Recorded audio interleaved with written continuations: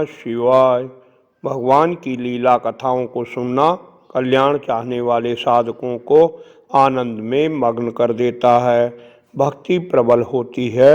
इससे भी अधिक महत्वपूर्ण ये है, प्रभु का यशोगान सुनते रहने पर भी भगवान के प्रिय भक्तों को तृप्ति नहीं मिलती।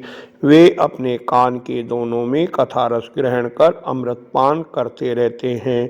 यही मनुष्य जीवन की सार्थकता है और जन्म जन्मांतर में विभिन्न योनियों में भटकते रहे जीव के लिए मुक्ति का दुर्लभ अवसर है। श्री सुखदेव जी कहने लगे, परीक्षित, यह उन दिनों की बात है जब अंधे राजा धृतराष्ट्र ने अन्यायपूर्वक अपने दुष्ट पुत्रों का पालन पोषण करते हुए अपने छोटे भाई पांडु के अनाथ बालकों को लाक्षा भवन में भेजकर आग लगवा दी। जब उनकी पुत्रवधू और महाराज युधिष्ठिर की पटरानी द्रौपदी के केश दुशासन ने भरी सभा में खींचे थे, उस समय द्रौपदी की आंखों के आंसुओं से उसके वक्ष स्थल पर लगा केसर भी बह चला था, किंतु धृतराष्ट्र ने अपने पुत्र को कुकर्म से रोका नहीं। दुर्योधन ने सत्यपरायण और भोले भाले युधिष्ठिर का राज्य जुए में अन्याय से जीत लिया और उन्हें वन में निकाल दिया।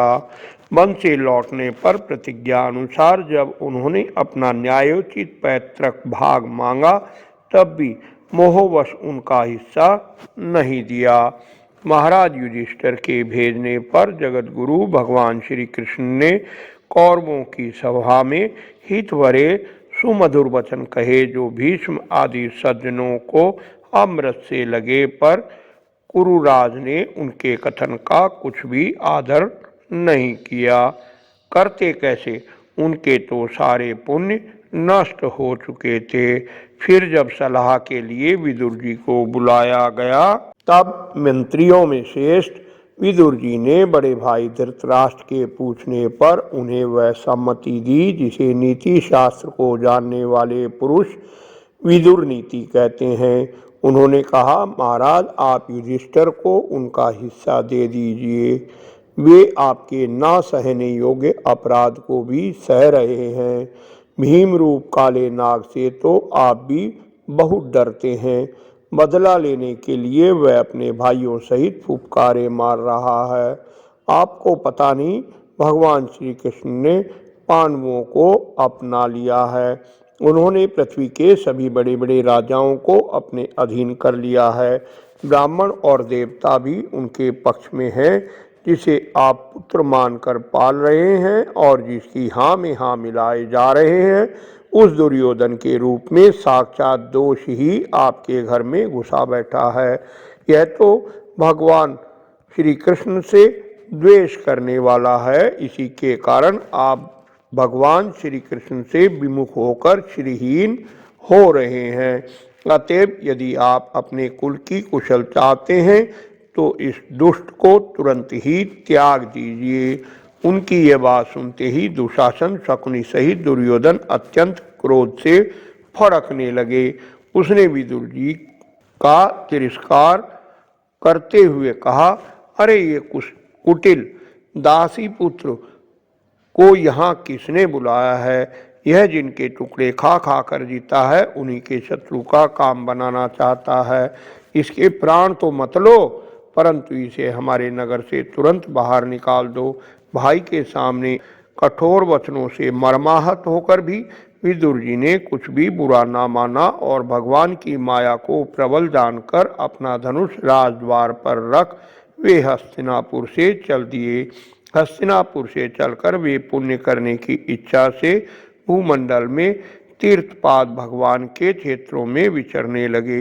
विचरते विचरते वे जब प्रभास क्षेत्र में पहुँचे, तब तक भगवान श्री कृष्ण की सहायता से महाराज युधिष्ठिर पृथ्वी का एक छत्र राज करने लगे थे। तीर्थ अवगाहन करते हुए विदुर जी विभिन्न देशों में होते हुए यमुना तट पर पहुँचे, तब वहाँ परम भागवत उद्धव जी का दर्शन हुआ। विदुर जी ने उन्हें देखकर प्रेम से गाढ़ आलिंगन किया और अपने आराध्य भगवान श्री कृष्ण और उनके आश्रित स्वजनों की कुशलक्षेम पूछी।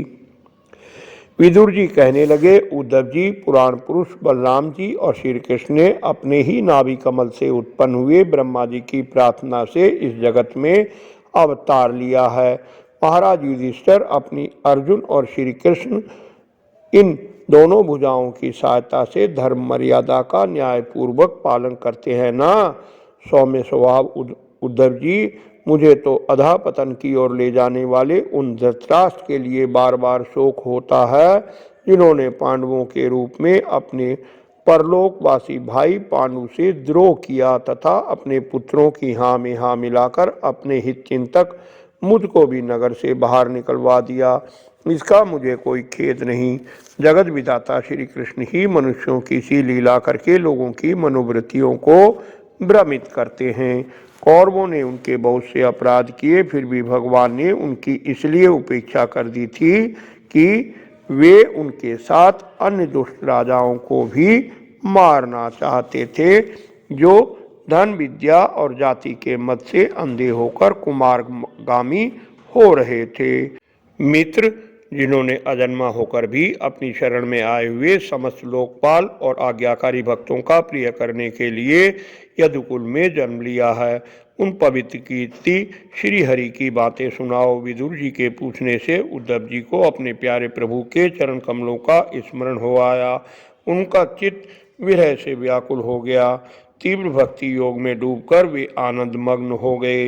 उनके सारे शरीर में रोमांच हो आया तथा मूंदे हुए नेत्रों से प्रेम के आंसुओं की धार बहने लगी। उद्धव जी बोले, विदुर जी, श्री कृष्ण रूप सूर्य के छिप जाने से हमारे घरों को काल रूप अजगर ने खा लिया है। वे श्रीहीन हो गए हैं। अब मैं उनकी क्या कुशल सुनाऊं। यह मनुष्यलोक बड़ा ही अभागा है। इसमें भी यादव तो नितांत भाग्यहीन हैं, जिन्होंने निरंतर साथ रहते हुए भी उन्हें नहीं पहचाना। जिस तरह अमृतमय चंद्रमा के समुद्र में रहते समय मछलियां उन्हें नहीं पहचान सकीं। भगवान की माया से मोहित इन यादवों और इनसे व्यर्थ का वैर रखने वाले शिशुपाल आदि के अवहेलना और निंदा सूचक वाक्यों से भगवत परायण महानुभावों की बुद्धि भ्रम में नहीं पड़ती थी। जिन्होंने कभी तप नहीं किया, उन लोगों को भी इतने दिनों तक दर्शन देकर अब उनकी दर्शन की लालसा तृप्त किए बिना ही वे भगवान श्री कृष्ण अपने त्रिभुवन मोहन श्री विग्रह को छिपाकर अंतर्ध्यान हो गए हैं। धर्मराज युधिष्ठिर के राजसूय यज्ञ में उनके नयन अभिराम रूप पर लोगों की दृष्टि पड़ी थी। तब त्रिलोकी ने यही माना था कि मानव सृष्टि की रचना में विधाता की जितनी चतुराई है सब इसी रूप में पूरी हो गई है। चराचर जगत और प्रकृति के स्वामी भगवान ने जब अपने शांत रूप महात्माओं को अपने ही घोर रूप असुरों से सताए जाते देखा, तब वे करुणा भाव से द्रवित हो गए और अजन्मा होने पर भी अपने अंश बलराम जी के साथ प्रकट हुए। वसुदेव जी के यहाँ जन्म लेने की लीला करना, सबको अभय देने वाले होने पर भी मानव कंस के भय से ब्रज में जाकर छिपना और अनंत पराक्रमी होने पर भी काल यवन के सामने मथुरापुरी छोड़कर भाग जाना, भगवान की ये लीलाएं याद आकर मुझे बेचैन कर डालती हैं। उन्होंने जो देवकी वसुदेव की चरण वंदना करके कहा, पिताजी, माताजी, कंस का बड़ा भय रहते हैं के कारण मुझसे आपकी कोई सेवा ना बन सकी। आप मेरे इस अपराध पर ध्यान ना देकर मुझ पर प्रसन्न हो।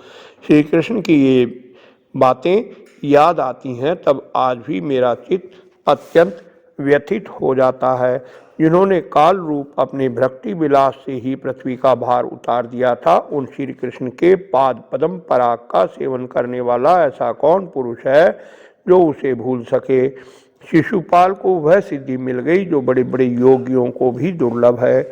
उसके ही समान महाभारत युद्ध में जिन योद्धाओं ने भगवान के मुख कमल का दर्शन करते हुए अर्जुन के बाणों से बिंदकर प्राण त्याग किया, वे पवित्र होकर भगवान के परम धाम को प्राप्त हो गए।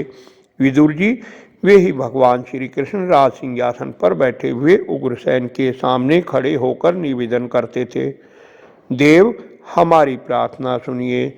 उनके इस सेवा भाव की याद आते ही हम जैसे सेवकों का चित्त अत्यंत व्यथित हो जाता है। ब्रह्मा जी की प्रार्थना पर पृथ्वी का भार उतारकर उसे सुखी करने के लिए कंस के कारागार में वसुदेव देवकी के यहाँ भगवान ने अवतार लिया था। उस समय कंस के डर से पिता वसुदेव ने उन्हें नंद बाबा के ब्रज में पहुंचा दिया था। वहाँ वे बलराम जी के साथ 11 वर्ष तक इस प्रकार छिप कर रहे कि उनका प्रभाव ब्रज के बाहर किसी पर प्रकट न हुआ। यमुना के उपवन में भगवान श्री कृष्ण ने बछड़ों को चराते हुए ग्वाल वालों की मंडली के साथ विहार किया। इसी समय जब कंस ने उन्हें मारने के लिए बहुत से मायावी और मनमाना रूप धारण करने वाले राक्षस भेजे, तब उनको खेल ही खेल में भगवान ने मार डाला। कलिया नाग का दमन करके विष मिला जल पीने से मरे ग्वाल वालों और गौों को जीवित कर उन्हें कलियादाह की निर्दोष जल पीने की सुविधा कर दी। भगवान श्री कृष्ण ने बढ़े हुए धन का सद्व्यय करने की इच्छा से शेष ब्राह्मणों द्वारा नंद बाबा से गोवर्धन पूजा रूप गोयज्ञ कराया।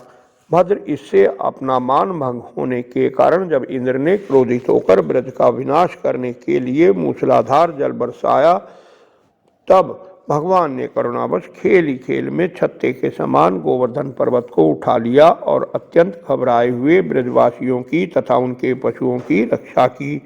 संध्या के समय जब सारे वृंदावन में शरद के चंद्रमा की चांदनी छिटक जाती, तब श्री कृष्ण उसका सम्मान करते हुए मधुर गान करते और गोपियों के मंडल की शोभा बढ़ाते हुए उनके साथ रास विहार करते। बोलो श्री कृष्ण भगवान की जय। प्रिय भक्तगण, भगवान श्री कृष्ण के लीला चरित्रों का वर्णन अगली वीडियो में भी जारी रहेगा। कृपया देखते रहिए। वीडियो को लाइक कर मित्रों से शेयर कर धर्म के भागी बने। निरंतर जुड़े रहने के लिए चैनल को सब्सक्राइब अवश्य कर लें। धन्यवाद। भगवान आपका कल्याण करें। जय श्री कृष्ण।